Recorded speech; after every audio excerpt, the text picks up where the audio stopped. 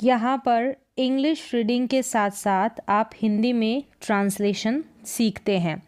तो यहाँ पर रीडिंग के साथ साथ मैं इंग्लिश की जो बेसिक ग्रामर है उसके नियम बताऊंगी।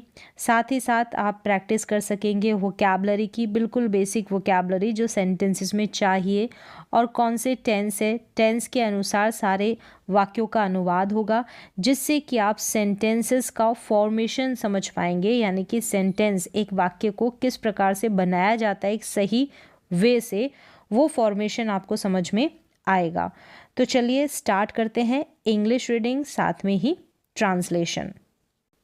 यहाँ पर देखेंगे हैज़ टू, यानी कि कोई काम करना है या करना पड़ता है, चाहे उस काम को आप, यानी वो ज़रूर, यानी ज़रूरत, चाहे उस काम को करने की ज़रूरत है या फिर चाहे आपको उस काम को करने की ज़िम्मेदारी है या मजबूरी है। तो ये तीनों मतलब हो सकते हैं, ज़रूरत, ज़िम्मेदारी या मजबूरी। तो हैज़ टू और हैव टू, यानी कि कोई काम आपको करना है, करना पड़ता है। फिर यहाँ पर कोई काम आपको करना पड़ता था, यानी पास्ट में, तो हैड टू का इस्तेमाल। जैसे कि यहाँ पर देखें तो यहाँ पर जो मीनिंग निकलेगा तीनों से, यानी आपकी ज़रूरत भी हो सकती है, ज़िम्मेदारी भी हो सकती है, मजबूरी भी हो सकती है। तो यहाँ पर I have to play, have to play, play का मतलब खेलना, तो मुझे क्या करना है, खेलना है। टू प्ले यानी कि खेलना, आई हैव टू प्ले, मुझे खेलना है। तो यहाँ पर मेरी ज़रूरत है खेलने की, तो शी हैज़ टू प्ले, यानी कि उसे खेलना है, उसे खेलना है। यहाँ पर शी किसी लड़की का जिक्र हो रहा है। अब जो हैव टू और हैज़ टू है उनका इस्तेमाल सेम वैसे ही करेंगे, जैसे कि आई के साथ हम हैव लगाते हैं, वी के साथ हम हैव लगाते हैं, तो वैसे ही लगाना है। और शी के साथ हैज़ का इस्तेमाल करते हैं, ही के साथ हैज़ का इस्तेमाल करते हैं, इन्हें सिंगुलर के साथ हैज़ का, प्लूरल के साथ हैव का, तो वैसे ही इस्तेमाल करना है। फिर आगे देखें, आई हैव अ कार, यहाँ पर है आई हैव अ कार, तो मेरे पास एक गाड़ी है। यहाँ पर सिर्फ हैव है, यहाँ पर हैव टू था, तो दोनों में फ़र्क है।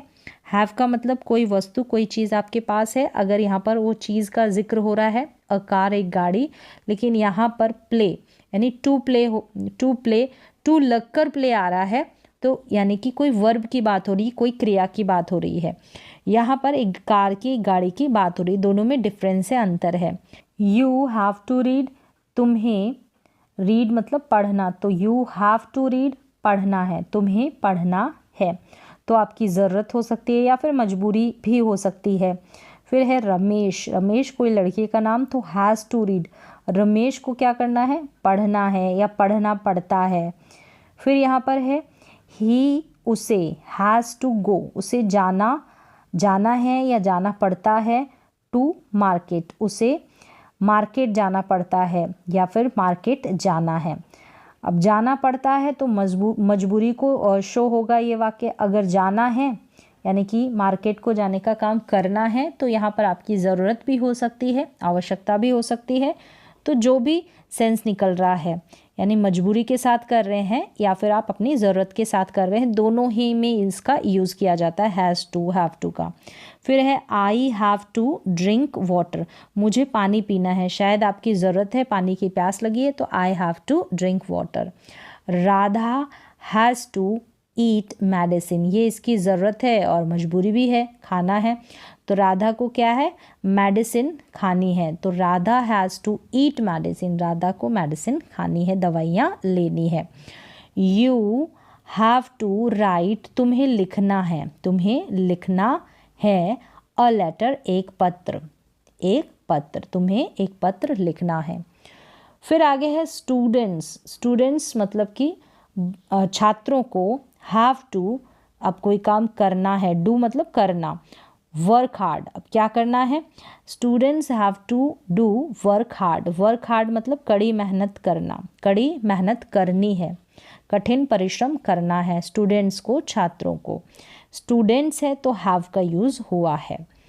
फिर आगे है she has to clean the house, यानी कि उसे हैज़ टू क्लीन, घर साफ करना है, हाउस तो घर, उसे घर साफ करना है, घर की सफाई करनी है या करनी पड़ती है। ऐसे भी हो सकता है, अगर मजबूरी आपको दिखानी है तो करनी पड़ती है, यानी उसे सफाई करनी पड़ती है, और ज़रूरत दिखानी है तो उसे ये काम करना है। फिर है नेगेटिव शी डजंट, यानी डज नॉट का short form, she doesn't, she के साथ डज का, she doesn't have to clean the house, उसे घर साफ नहीं करना है या नहीं करना पड़ता है। डज क्या, अब शुरू में डू डज आ जाएगा तो क्या से हम अनुवाद करेंगे, बस डज और डू हमको पहचान करा देते हैं डिड की ये वाक्य कौन से समय का है। डिड यानी पास्ट, अगर डू डज है तो प्रेजेंट। फिर है she have to clean the house, यहाँ पर डज शुरू में आ गया, क्या उसे घर साफ करना पड़ता है या फिर करना है, इस तरीके से। You have to read a story, तुम्हें रीड करना है, क्या करना है, एक स्टोरी को रीड करना है, तो you have to read a story, तुम्हें एक कहानी रीड करनी है, पढ़नी है या पढ़नी पड़ती है। यू डोंट हैव, यानी डू नॉट का short form, you don't have to read, यहाँ पर टू लगकर ही हम रीड का मतलब निकालेंगे। टू से अगर टू के बाद में ये जो V1 आ रहा है ना, V1 वर्ब की फर्स्ट फॉर्म ही आ रही है, टू के बाद में वर्ब की फर्स्ट फॉर्म ही लगती है। अब इस टू का हम ट्रांसलेशन करेंगे तो नाम, रीड का मतलब पढ़, तो पढ़ना ऐसे हो जाएगा। You don't have to read, यानी कि तुम्हें नहीं पढ़ना है, तुम्हें नहीं पढ़ना है। अ स्टोरी, एक कहानी, तुम्हें एक कहानी नहीं पढ़नी है।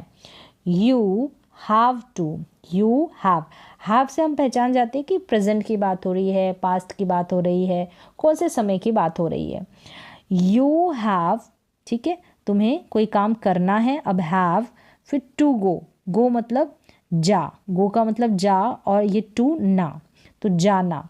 You have to go to school, तुम्हें स्कूल जाना है या फिर जाना पड़ता है।